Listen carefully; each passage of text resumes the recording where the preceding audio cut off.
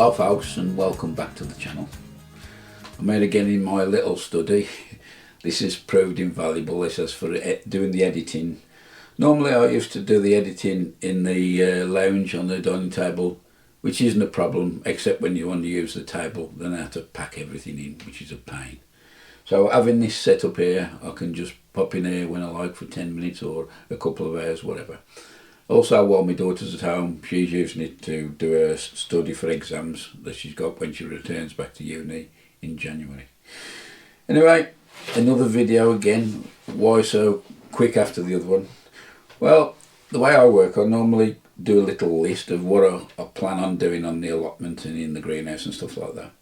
And if there's anything of any interest I think might be to the viewers, I will actually record it.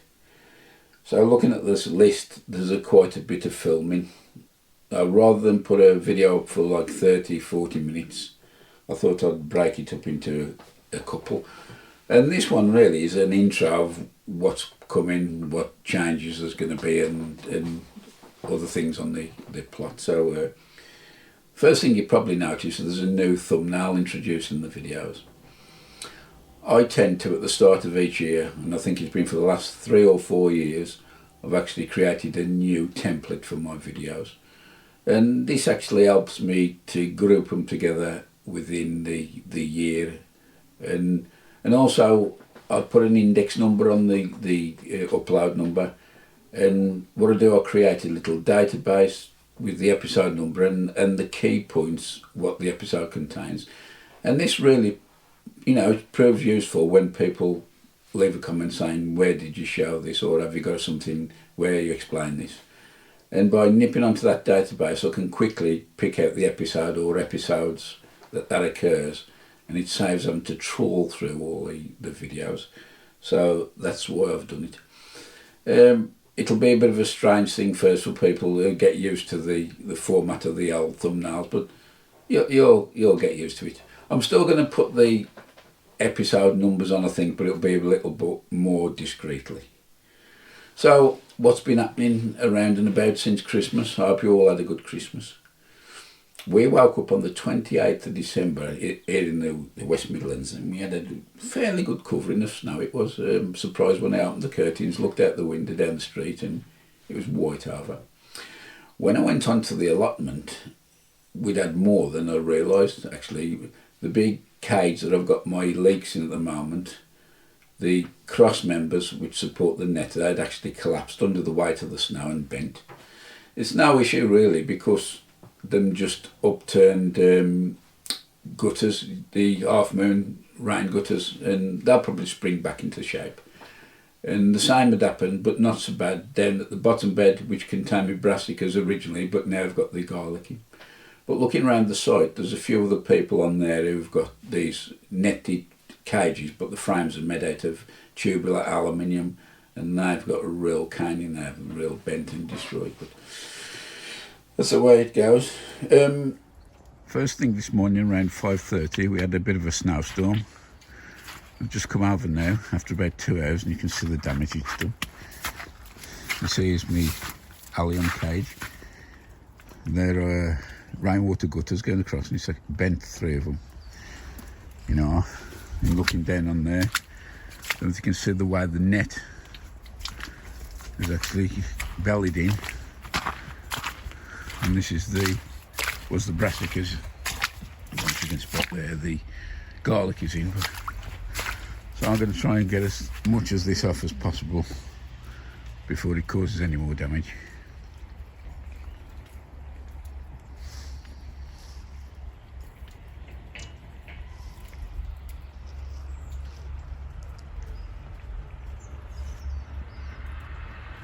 While I was out there, I took advantage. I thought, first one over here, everything's still fresh, so I got Sparky, fired him up and took him up for a fly round for 5 or 10 minutes. Couldn't get up above around about 100-150 feet because the visibility was really poor. It looked as though he put a fog filter on. So I've just created a little montage. I'll just play it for you now.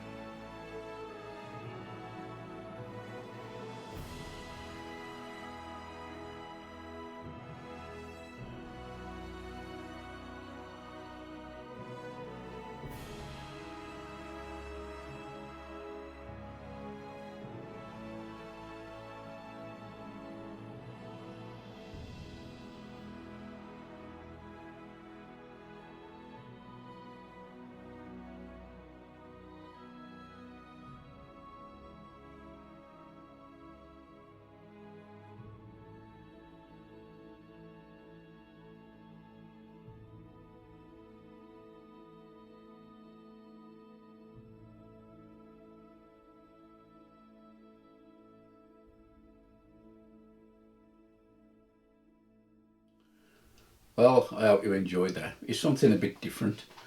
Normally I do the aerial footage when I do the plot tours, but I think I've only done about 2 tours this year, 3 tours. Anyway, it doesn't matter. It's just a bit of bonus footage for you. So what we got lined up? Well, in the greenhouse in the garden, the Rhino greenhouse, you may recall last year I had that double Vitapod in, and that it was inside a grow tent with grow lights, and that performed very, very well. On the other end of the bench to that, there is a sandbox, which is quite a large, 4 foot long, and that's got heated cables and a thermostat in, and that's used as bottom aid for the plants. The problem I've got, I'm stuck for storage space. I don't have a garden shed, so space in the greenhouse is premium, and a lot of my tools stored temporarily in there as well. So I had a good think about it, and I've decided I'm going to decommission the sandbox, the heated sandbox. I'm not going to get rid of it completely. I'm just going to take it out of the greenhouse. And in its place, over Christmas, I had a look on the internet, and I purchased another double Vitapod. Greenhouse Sensation at the time had got a discount, 10% discount on, so I took advantage of that. So that'll be growing or going into the greenhouse to replace the sandbox. The other thing is, last year a couple of companies got in touch with me and sent me some grow lights. I know quite a lot of people have received them. Because it was received late in the season for me, I got back, contacted them and said that I wouldn't be doing the review there and then, just for the sake of it. I'd like to do an honest review on any product, and if it's no good, I'll actually say, as I say, and they was quite happy with that. So starting this year, I'll be unpacking the grow lights. I'll be doing a review on them, so that'll be another video or two for you to watch as well. So that's the grow lights coming up in the greenhouse. Also, I don't know whether you know, I got a single Vitapod as well, which I purchased off another YouTuber a while ago. And the plan is to bring that indoors. I'm going to actually bring it into the study here, and I'll use that for starting off the onions, the capsicums, peppers, chilies and that. And by bringing it indoors, it'll save having to battle against the ambient temperatures of the greenhouse at night, which at the moment is falling around the freezing mark. So that's the plan for the greenhouse in the garden. Another thing I tend to do now at this time of year is go through my seed box. Believe it or not, this is my one and only seed container. I did have about 5 of these, but things got out of hand. I tend now just to grow the varieties I know work for me. And this starts off by create a list with all the varieties down, like cabbage, cauliflower, sprouts. And I sometimes put a variety by. If I know it works for me, it's reliable, I will stick with the same variety. I did fall further this year by growing the celery. I changed the brand, it got blight, and I ended up with no crop. So I'll be going back to my original brand again. The other thing is, when you are checking off against the list, do look inside the seed packet. About 4 years ago, I was growing the runner beans, and I tend to grow those, start them off in the root trainers, the folding wallets. So I put all the soil in, got the seed packet out, looked in, there's only 4 beans, so it was a bit of a race to get another packet of the variety I wanted. At the moment, as you know, we've got this COVID hanging over our heads, and what the tiers are going to be, I don't know. I think the government is sitting today to review the tiers again. Here in the West Midlands, currently we're in tier 3. I fully expect we'll be in tier 4. I know South Coast, London, South East and that, you're in tier 4. And who knows what restrictions are going to be put on again. Apparently the spike is quite high. It's higher than the original one in March. So, and that brings me on to the seeds again. Get your seeds in. If you haven't got the seeds already, try and buy them now, whether it's online or visiting a store. Fortunately for us, we got a Allotment not too far away, who have got a trading shed on site, which is independently run, and the guy who runs it, Chris, he does a marvellous job. In fact, I think I did do a video of him quite a while ago now. I'll put a link in the corner up there, and he'd say he did a good job during the COVID when that was on. He was able to supply compost and seeds. It wasn't a click and collect, it was a call and collect. You give him a call and he prepared the order for you, arranged for you to go at a certain time to their allotment gates, and your order was delivered.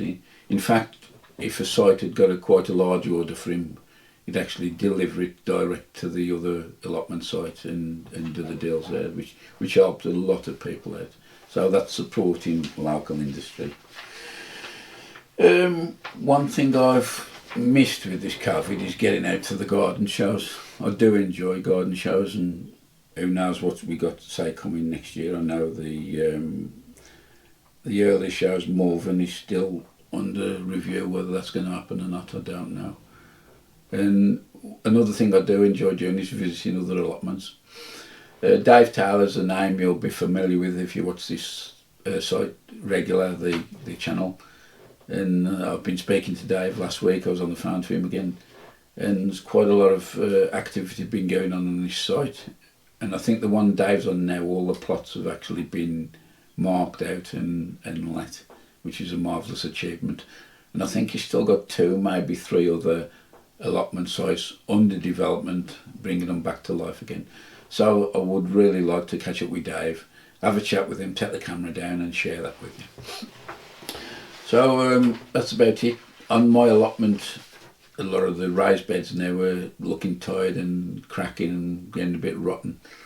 So some of them will be being replaced. I did say in the previous tour video, I think, that I have got some slabs that I'm going to actually replace the wooden boards with, and hopefully that'll be a permanent raised bed feature that I won't have to bother with again.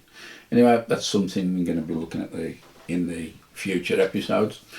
So that's about it for at the moment. Now I'll be down to the greenhouse probably a bit later on today, start clearing that out ready for the onion sowing, and we'll be seeing that in the next video.